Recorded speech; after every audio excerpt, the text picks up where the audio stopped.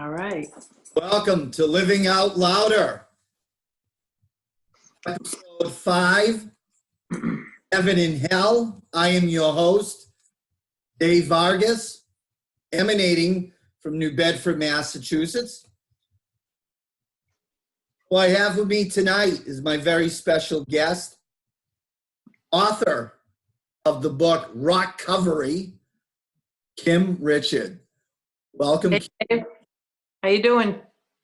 Excellent. I'm so happy to have you with me tonight. Thanks for having me. You're very welcome.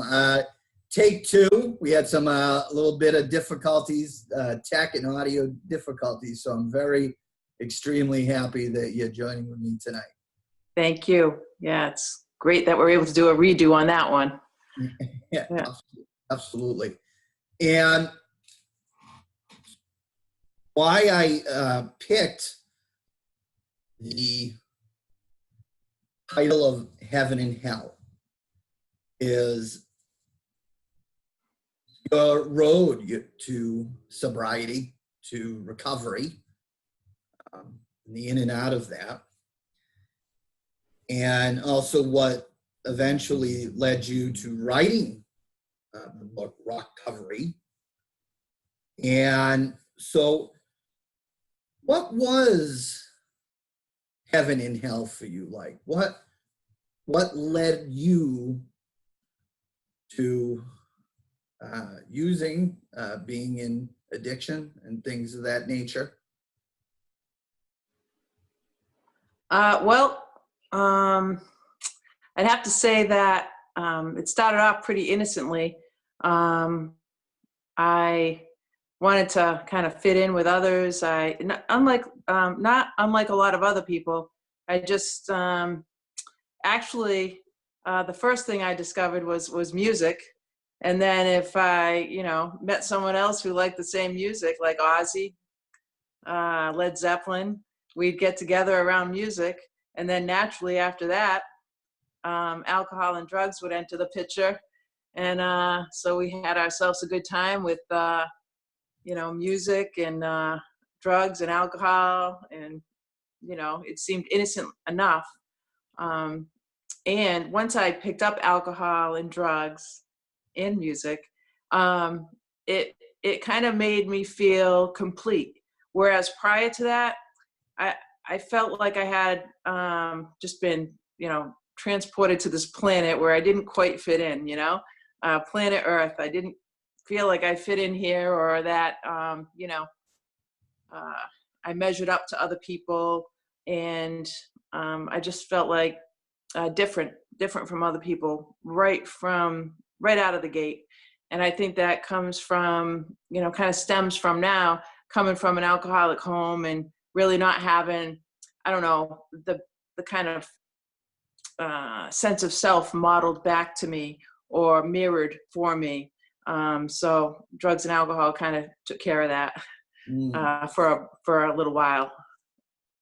So it was that feeling of alienation or not feeling safe, or trust Right. was not there. And right. And that's very impactful on anybody. That's right. When the child goes through that, they don't have trust with the rest of the world. Right. Yeah.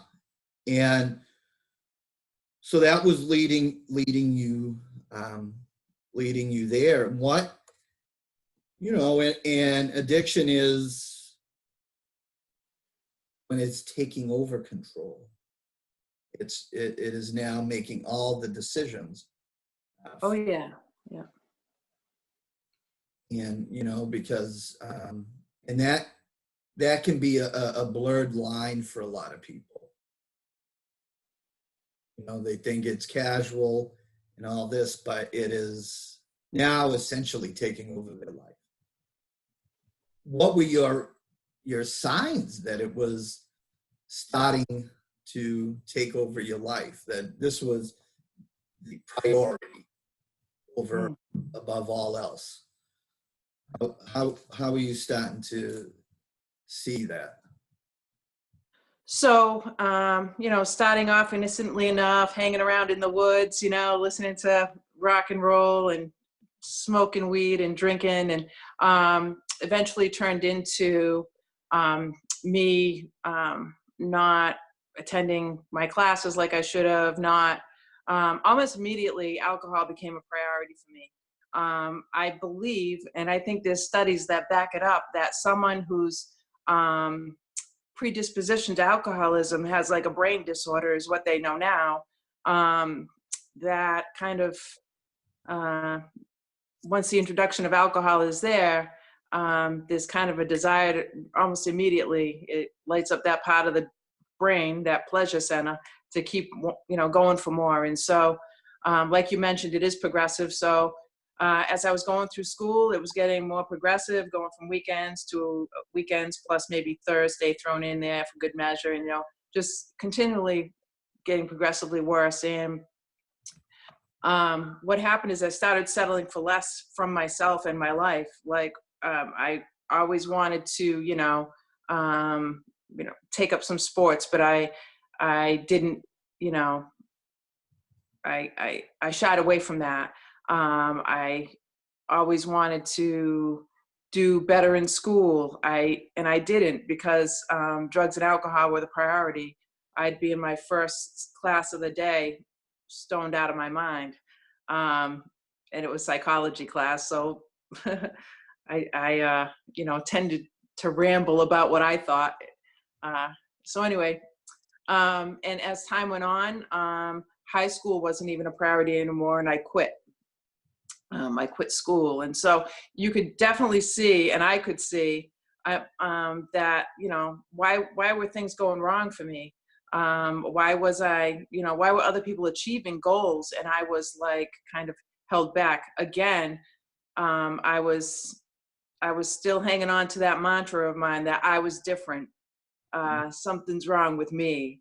I didn't want to attribute it to alcohol and drugs. My No, God, no way, no thanks. I'm going to keep doing those. Those are what's keeping me going. Those chemicals and those substances. So you could see that while my other friends were setting goals and achieving them, and I wasn't, there was something wrong with that picture. But I wasn't quite ready to give them up. Go leading into graduating from high school. But eventually, that was the case. I was kind of forced into a situation to kind of really take a good look at it and have that moment of truth. So I did have that moment of truth at 20 years old.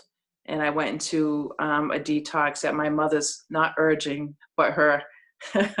That sounds like such a pleasant, yes. oh, my mother prompted me into detox. No, my mother demanded and, kind of made sure that my ass was going to get into the detox center.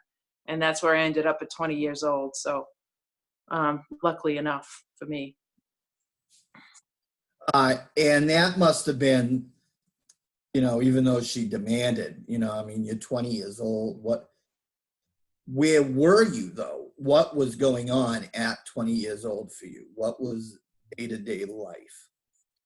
So at 20 years old, I was couch surfing is what they call it now. I had broken relationships with most of my friends, had kind of like turned away from me because they couldn't deal with my continually, my party lifestyle. If the bottle was empty, I was on the hunt to get more, and my friends just kind of weren't built that same way. And so my true friends kind of backed away from me, and I was hanging out in places that no 20-year-old should be hanging around in, participating in things at 20 years old that you shouldn't be. I was, really heavily into drugs and alcohol at 20, and I had nowhere to go, and I was pretty homeless, and I was homeless. And, at that time, my mom gave me that ultimatum. I had just lost a child. So there was a real lot going on. There was a lot of trauma and, traumatic events happening. And drugs and alcohol seemed the only, the sensible solution to numb that. Because as the disease progresses, the bottoms that you hit also progress. The places you end up also become worse and worse. And so that was what it was like for me. Yes. Masking, what's going on and avoiding it. Taking our eyes off of actually fully seeing what's going on. And so mom, demanded to go into that detox, and, and God bless her, we do need people in our corner, whoever it is, family member, Yeah. to advocate our wellness, however they do it. Right. And so you went along there, and so from that And point, by the way, it's only because I had no other option, so her timing was good. And if I had a place to go on that day, I would have gone. So it was a matter of her, demands, and my all my scorecards read 0. There was no place left to go. So I kind of took her up on it, So absolutely. So we went on there, and how is now the direction of your life taking from that point on? Okay, so 20 years old. I'm going to what was then known as Fall River Detox, and now it's known as STAR. At the time, it was Fall River Detox, and I went there, and I was on the alcohol side. And so they had two different sides in those days. They had the folks that did opiates, and then they had the alcohol side. There was segregation. I don't know why, because a substance is a substance is a substance. But anyway, the good news about that is, I thought, is that after 6 days, and I think it's also because of medical reasons, alcohol wasn't, there wasn't as much involved as far as a medical detox goes. Especially for me at 20, there wasn't, I don't know that there was any medication given to me, but I was put there, and I had a 6-day stint there, and I thought, well, okay, after 6 days, I'm going home. However, when I called home to speak with my mother at that time, I said, hey, it's going great.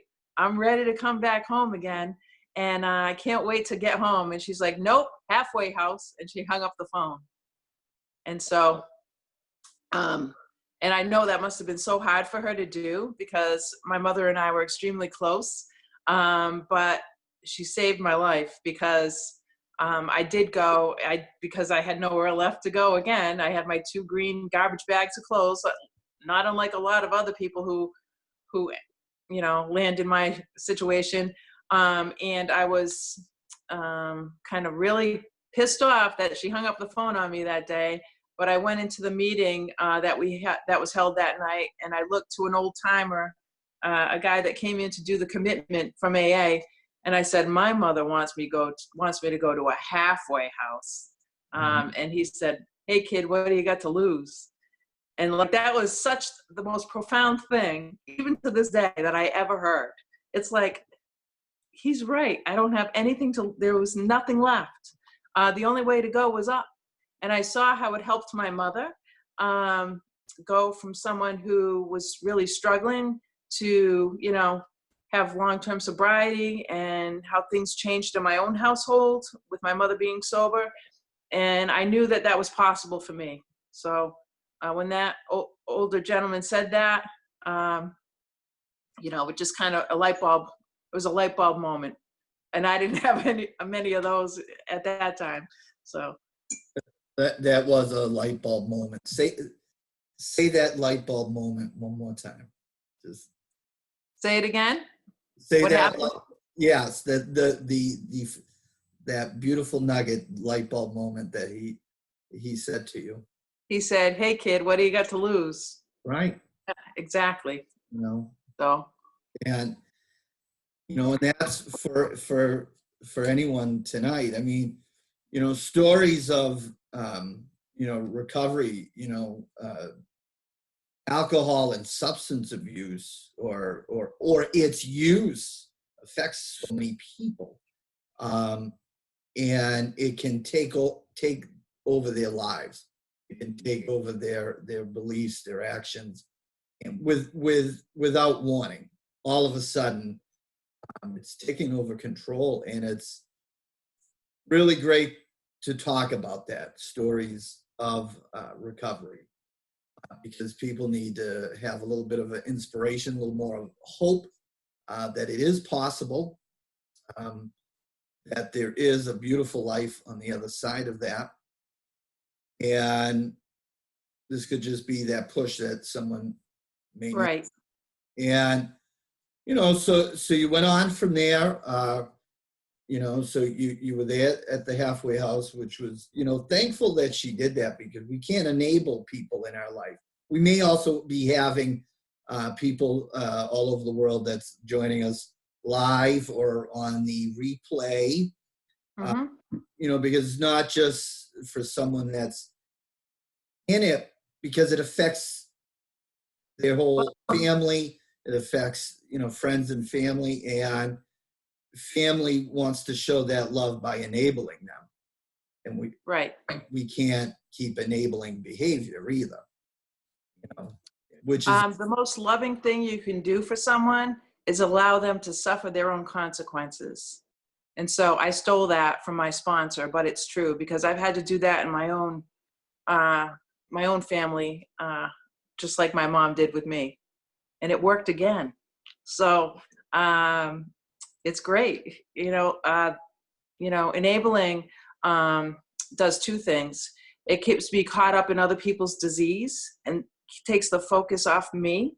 And it also puts a pillow underneath, a pillow on their bottom. So it always cushions the blow. And the full impact of their consequence never gets felt. So if the full impact of their consequence never gets felt, guess what? Recovery can't take hold. It just doesn't happen. It just doesn't. From my experience only. Everyone's got their own journey, but I can say from my own experience that when my mother closed the door on me, that's when I got better. And when someone in my family, I found myself enabling them and I stopped doing it. Not only did they get better, and I'm not saying it happens in every household in every circumstance, but what I am saying is that I was able to focus on myself and get better from the effects of his illness. Because like you said before, it is a family disease. It permeates everything, the whole unit, the whole family unit. So Al-Anon's great for that. If you, that's it. That's a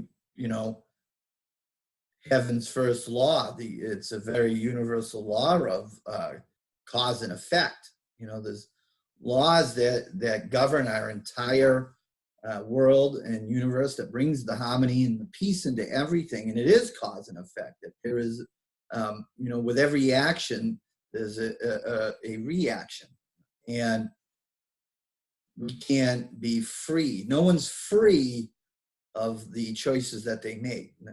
We're free to make them. We all have the free will. God gave us these beautiful creative gifts and powers, but we have free will over that. And so, yeah, I like that. You can't be free of the consequences. No one actually really is, but when we're enabling people, friends, family, and letting them think it's okay, okay, they're not learning. Right. And also it's like it keeps me under the illusion that I have some kind of control over this illness that I have no control over. So if I happen to, float some money to a family member for bills, so they'll be able to meet their bills that month, and they do well in abstaining from drugs and alcohol, I'm under the illusion that maybe I had something to do with that, and my enabling actually works sometimes. But I am so powerless over the disease of alcoholism, and we all are, and drug addiction, that that whole enabling piece is like delusional, to think that we have control, because I'm sure there's a lot of people out there that have lost loved ones, that wish they could have stopped it, and they could have no more stopped it than we could stop the rain from falling, or a dog from barking. It's um, you know we're that powerless, and enabling is like just an illusion, Mhm. really. Yes, So, it is, and it's masking it. It's another, like you said, illusion. Delaying the inevitable. yep. And so it, you know, um, and and from there, things started clicking for you. Oh yeah. So we were required to go to meetings every day. So um, once I got into going to meetings, and that was my way, that was my journey to recovery, was going to a 12-step program.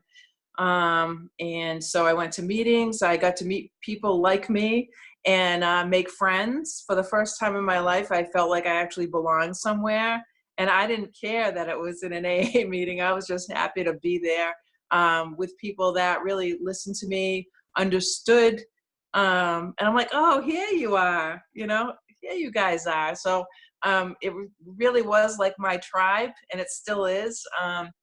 So I got to, really belong somewhere for the first time in my life. And while, you're going to meetings to get better, it's also a sense of community there, where you help out, you set up the meeting, or you might, in those days you could smoke at meetings. So empty ashtrays or whatever, sweep the floor. I gave you a sense of belonging, and like you were contributing to something bigger than yourself. So that was like kind of my first introduction to like, feeling that way, like contributing to a bigger cause than just me. So it was really, really cool. And yeah, so going to meetings, and then I, eventually got married, had 2 children. And like I said, last time we met, it's like all my furniture matched. Everything was Yes, looking good, like the Brady Bunch. And I'm like, hey, man. And then I stopped going to meetings. And a lot of people who are familiar with that know that what happens next is relapse. And so, not always, and right. maybe not even a physical relapse, but a mental relapse is just as bad. So, I had a relapse, but mine was physical, mental, and spiritual. And I drank again, and that happened after 10 years of sobriety. And now I had 2 children and a husband. So, And I was uh, just going to, say that you were now pretty much you were everything. You were fulfilling uh, responsibilities, following the 12-step program, going to meetings. Um, Everything is on track. Probably you never thought even it would be even like that. It was probably no, all the dreams that this is the life you're living. right. It was a really good life. It looked great from the outside. Yes. Um, but my emotional life wasn't as good. Like fears started creeping back in, like, you know, things look good on the outside, but I never really went inward too deep, because I thought that it was the outside things that really, if everything looked good and everything was good, I've addressed the problem, I'm not drinking anymore, I should be home free. And I really didn't have a desire to drink until the day I had a desire to drink. And that was in year 10. So, and again, after not going to meetings, not following a 12-step model of recovery, I drank again. And it was like, it's as if I never stopped. And because I stopped drinking at 20 years old, I was now 30 years old. So now I was legal. So now I was going to make up for all the times that I couldn't go into bar rooms, or that I couldn't, uh, you know, um, legally drink. So Right. I played catch up, and it nearly killed me though. So it was pretty bad. Uh, uh, That's a big that's I find,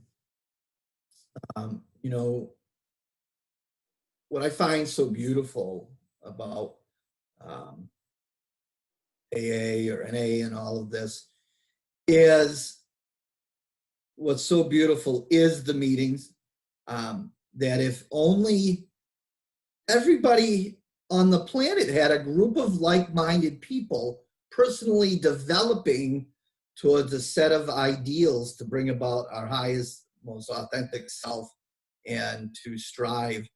And I think that it is a beautiful um, program, a beautiful thing for everyone to be should be a part of, especially, of course, um, anyone that's in recovery. But just like with all sicknesses, we're taking, we keep on doing things that are good for us, or when we're sick, we're taking the medicine daily, we're taking the vitamins, and we feel we're good. Right. I don't need to take it anymore. Exactly. Yeah, that's exactly what happened. I'm good now. I'm okay. Well, that wasn't the case, and a lot of so I relapsed for 3 years, and anyone who's ever relapsed know that it's a lot. It rarely do things get better, when you relapse. They almost always get worse, and the circumstances for me got a lot worse. I was arrests happen, the threat of my children being taken away. And so I went from being Mrs. So-and-so on Main Street, USA, who had it all together and had matching furniture, to someone who had a bright idea to drink one day. And so that's the insanity of it. Knowing everything I knew of how drinking affected me before, I somehow, and they call it in one of my 12-step programs, they call it a strange mental blank spot, where I made the decision, even having all that knowledge of what would happen, I just made it without even thinking that, a drink would be a good idea. And, all those things and more happened to me, or happened as a result of my drinking. Consequences were a lot higher. And now I had 2 children and a marriage. And so, yeah. And so that kind of fell apart. And my mom was also faced with terminal illness, and she was dying. Um, Mm-hmm. and she also knew I was. That also went along with that. Do you think of the relapse? No, that was because you were concerned about that. Do you think that played a role in it? Who knows? But It's a great excuse. well, they all are excuses. Yeah. Absolutely. But I think that the fear around losing my mom did contribute to, you know, um, increased drinking. But the decision to drink or anything like that was, if I said it was because of my mother, first of all, she'd kill me. Well, um, so well, I yeah, mean, I'm just joking around, because right. to know her was to love her. But anyway, she Right. you know, yes, I had fear around her impending death. Um, and her words to me, "Do not drink over my grave." But that would imply that I had a choice in my drinking. And, it at that point in my relapse, I had lost the power to choose, unlike when I was 20. Now I'm in my 30s, the disease has progressed more, and I lost the power to choose. I can remember being home, sleeping and waking up at 1:30 in the morning wanting to drink, and hustling my ass down to the bar on the corner to try and get there for last call. Mm-hmm. Talk about insanity, and so that wouldn't be a choice I'd make today under a sober, insane mindset. So I Yes, don't even know if I answered your question, but I mean, there was a lot going on at that time. of course. And Yeah. that's what happens when, when we're not having a spiritual center. And as, one of the steps, we have to let go and let God. We want to control everything. The ego's insidious, uh, will and dedication is full control, and we can't control it. And we end Right. up every time running away from what we should be running towards. Right, exactly. I was running away for sure. And so that lasted for 3 years. Yes. And then now you moved on from that. And so it took more work. You were going back, going back to programs, going back. So, yep, I went to AA throughout my relapse period because the only requirement is a desire to stop, not necessarily that you have to stop. But I kept going to AA because that's the only place I ever knew to go. And I kept getting my one-day chip over and over and over and over again. And I could make a necklace out of it. And it was, pretty insane. But so I kept going to meetings. I hit 2 treatment centers in that time. And then finally, I kind of surrendered and tried to forget everything I knew previously because I kept trying to outthink alcoholism, and I couldn't. All that knowledge didn't help. I had to just totally surrender to the process of getting clean and sober and try to learn something new. Like I said see you on our last conversation, it's like going in with a beginner's mind. I had to like wipe the slate clean and start again. Mm-hmm. Because if everything I knew could have kept me sober, it would have kept me sober. So I went in with that kind of mindset, and I was able to come out the other side. And now I do enjoy long-term sobriety, and that's a good thing. We do, when we get to a certain level of whatever knowledge we feel that we do know it all, it's a beautiful thing to have that beginner's mind. When we're attached to anything, the open mind is the receiving mind. If it's closed, nothing is going to be able to be received. That's another aspect of the ego that just wants to get in there. I know all this. Yeah.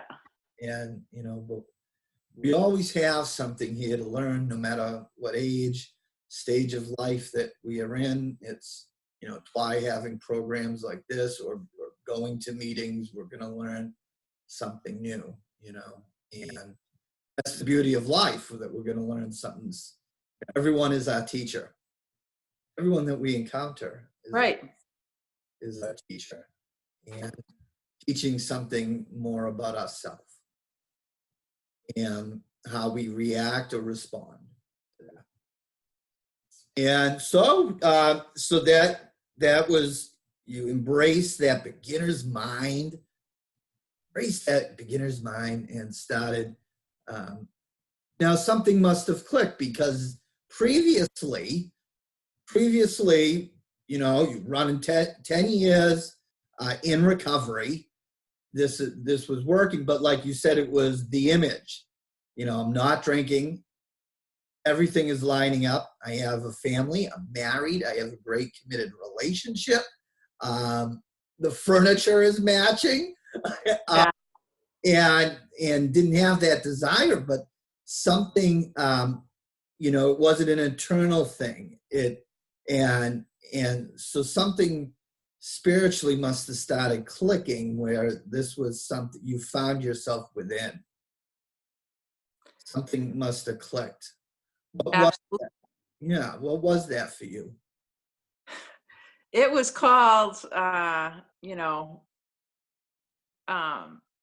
like I said before, it's like I hit bottom, and it was painful. All my scorecards did read 0 again.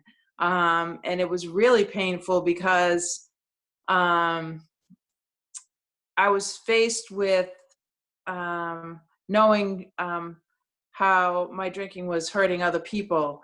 I really had a moment of truth where I really saw the effects of my drinking on my own children, on my marriage, on my friends. And every day, just like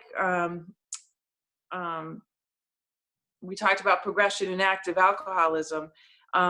This time around in my recovery was a lot more difficult. It didn't come so easy because now I was physically addicted. Every day that once I got out of treatment, every day that I was home, I had to like fight against not drinking. And I didn't have that physical addiction before, physical, mental, and spiritual addiction at 20, but I definitely had it at 33. And my body was screaming to drink. And so the only solution to that was doing the inside work. And so, because my furniture still matched, and that wasn't helping. That wasn't helping what was wrong with me. Right. So I had to seek out help through my 12-step program, my sponsor, the steps, and I had to believe in something greater than myself, whether I wanted to or not. And believe me, Dave, I did it despite myself, because I did not want to drink the Kool-Aid, because it was, it was really difficult. And that's why I believe so much that anybody, if I can do it, and I know a lot of people say this, but I believe it. If I can do it, I'm not of anything more than average intelligence. I'm just a regular person, and I didn't want to get sober and stay sober. I just knew I had to stop the pain. And the pain didn't go away right away. And so if I can do it, anybody can do it. It's just it's that simple. Absolutely. It's the willingness and hand it all over. The willingness to stop. And it wasn't because I was virtuous, it's just because I was in a shitload of trouble, and I knew that drinking was only going to make that worse. And, and I still wanted to do it. That's the insanity of it. I still wanted to. So I knew I was up against something really, really overwhelming, when even after all being arrested, having threats of my children taken away, losing a marriage, when I got home and out of that detox, and I was in the laundry room with a pile of laundry, and I said, man, would I love to go to the bar and have a drink right now. I knew in that moment that, like, oh shit, I'm up against something way bigger than me, and I'm going to need a lot of help every day to kind of overcome this. I'm going to need support. And I got support, so I'm lucky. Yes, absolutely. And, and I commend you for your courage and your bravery. And you found that within. You found something greater than you. That's what metaphysical is, something greater than the physical that's in front of us. And, so you wanted to share that. You started, you started writing a book. How did that start out? Were these ideas coming forth that you started writing things down? You're obviously you're a lover of music. I do love music. Yep. So how it started, there's a few different things that came into play. I was 4 years sober. Again, going to meetings, taking care of my family, trying to do the best I could. My meeting attendance was really good, and talking to people was going well. However, I still put my trust in people, places, and things to make me feel better. I still didn't fully develop that understanding in a creator or the universe or whatever it is that people want to label it that helps them. I was still really grounded in getting my safety from other people. And so I had a situation where I was in a relationship that ended.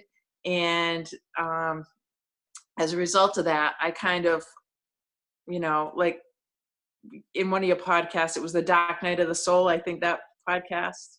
Yeah, did recently. Yeah. Well, I had one of those experiences where um, it kind of brought me to a breakdown place. And when I had that like mini breakdown, it was a full blown breakdown. But when I had that, it was a necessary thing.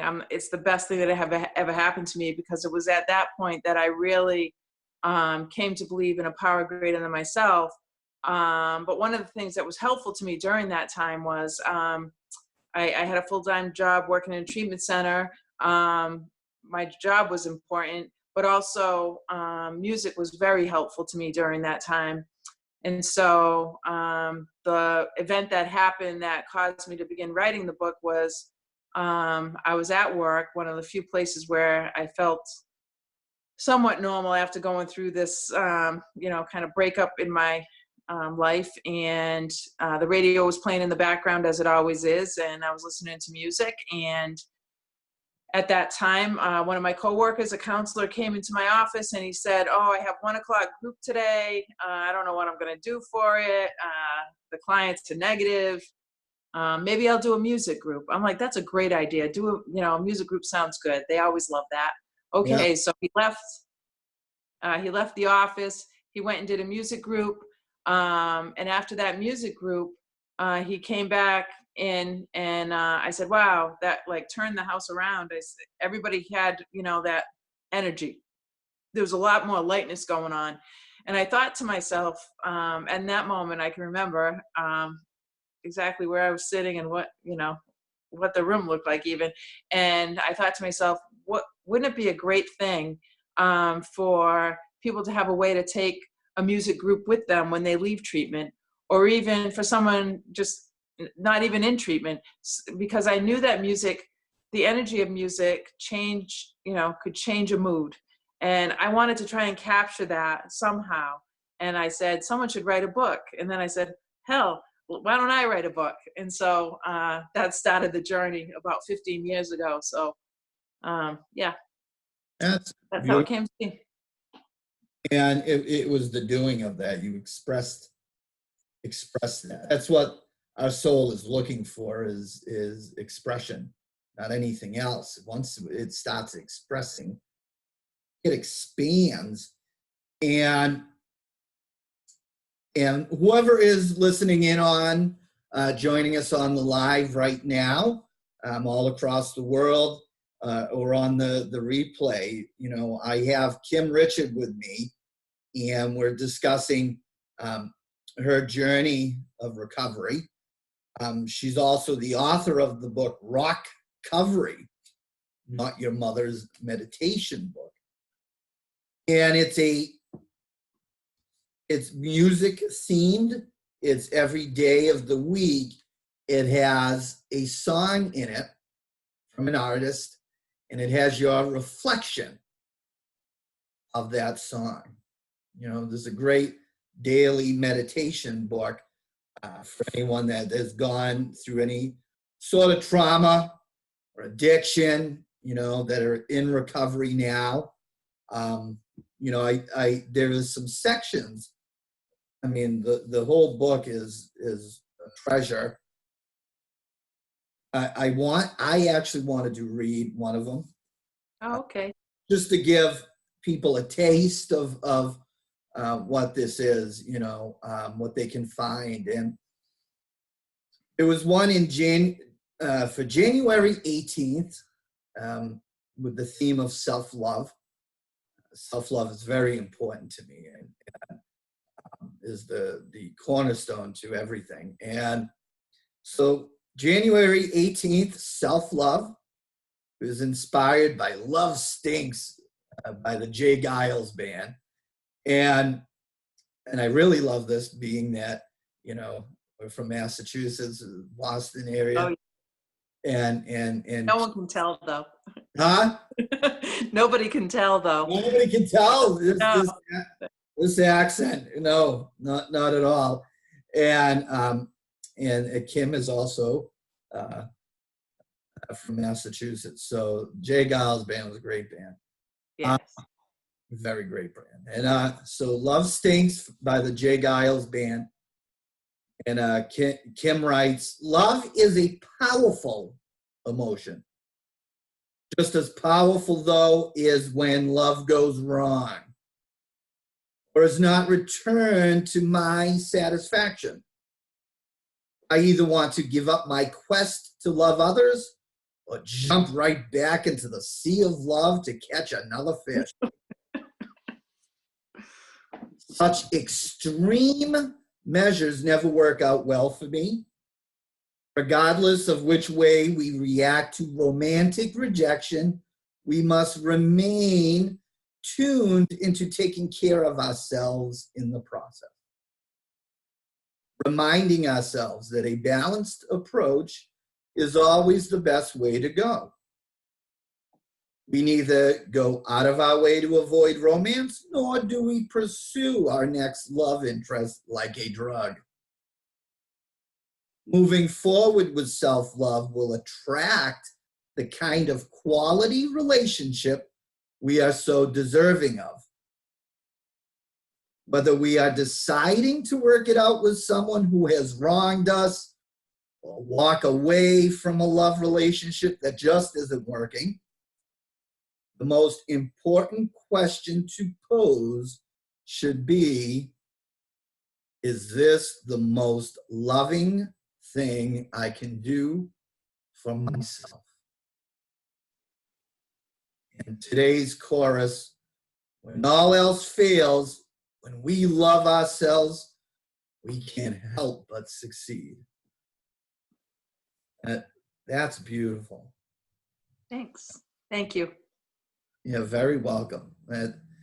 That's very beautiful, and speaks of looking for something else, or something's not working or giving us what we need. We're looking, to replace it, or we'll show them. So easy to do today. Yeah. Yes. Instead of, yes, that was beautiful. Thank you. You're very welcome. That's the hallmark of everything that we're talking about right now. Mm-hmm. Sure is. Yeah. Is taking care of us, taking care of the center, instead of looking for someone else or something to replace that feeling. Right. Yeah, that's beautiful. I do want to put up, if anyone is looking for this, I want them to be able to find it, because this is a beautiful book and can find it on Amazon, correct? That's right. Yep. You can find it on Amazon, or you can go to my Facebook page, Rock-Covery, Not Your Mother's Meditation Book, and you can, it'll be the Shop Now button at the top of the page. We'll direct you right to Amazon if you want to buy it there as well. So. Okay. And so I have that now for us. And so they can find it on Amazon and go right there. And so, and they can also go to, you said the Facebook page as well. Right. That's right. Okay.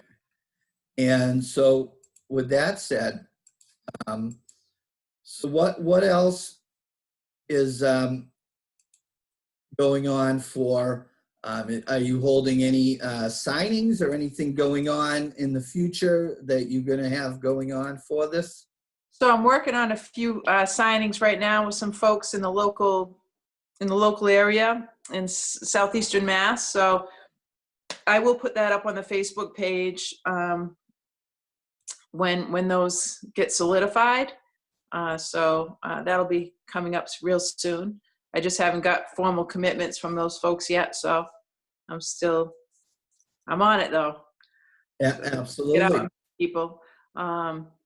It's a great way to meet folks and talk a little bit and share about our own experiences with one another, and so that's always an honor and really kind of a blessing to hear other people's stories as well. So it's a big responsibility, you know, that I take pretty seriously, you know, because we all have a story. Yeah, no one gets out alive. No, nobody gets out alive. That's right. And nobody does this on their own. That's Anyone right. that is in, that's being active right now with something that is taking control over their life, nobody does this by themselves. No, no one does anything big by themselves. Okay. Yeah, I would never be where I am, and none of my ideas are really original. The only thing that's original is my voice telling you these things. But everything I've learned has come from somewhere else, from someone else, someone who did it before me. So that's where all the credit really goes. You know, I just happen to be lucky enough to be able to complete something and be able to put it down in words for folks. But no idea is original when Right. it comes to the advice. Well, there's, nothing is original, Mm-hmm, and nothing is original, but it's our interpretation of it. mm-hmm. That's why everyone needs to step up. That's why everyone has to step up and give their version of things, because it will resonate with someone else. Yes, that's right. It will spark inspiration.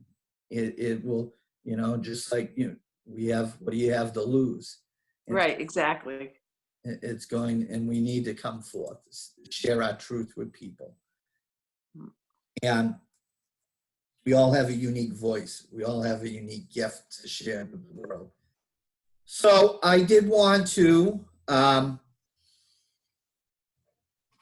want to ask you a few questions. I am very curious as to learn, what has been your ultimate all-time go-to favorite book?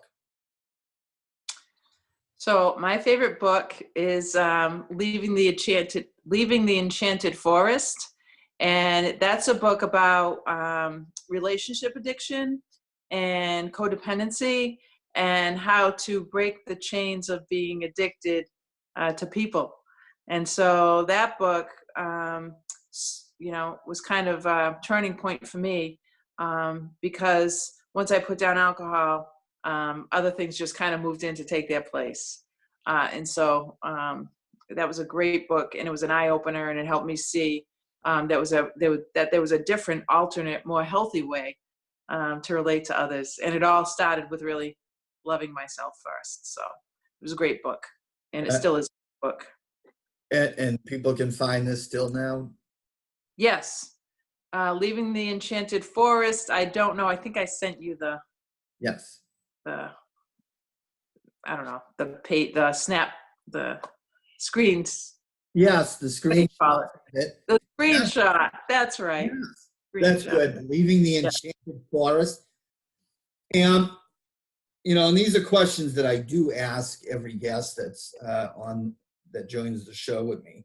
So who has been, it doesn't mean someone that you've personally, physically, they've been in your presence, but who has affected you? Who is your favorite teacher? Who has affected you in such a way that had an impact on you? So I'd have to say anyone who continues to strive for success, even though they might face repeated failure. So, for example, someone who shows up at the doors of AA or NA or Al-Anon for the first time and might struggle, but keeps coming back anyway. The people that don't give up.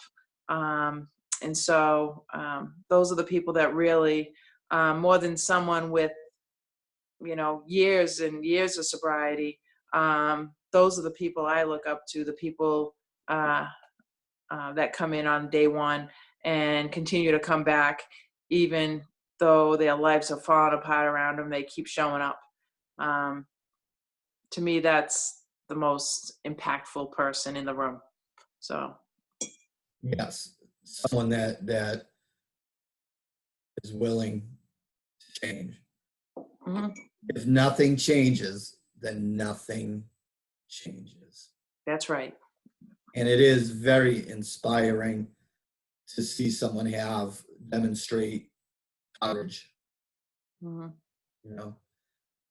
Um, so who has been, this is music. This is, everything about this is music driven.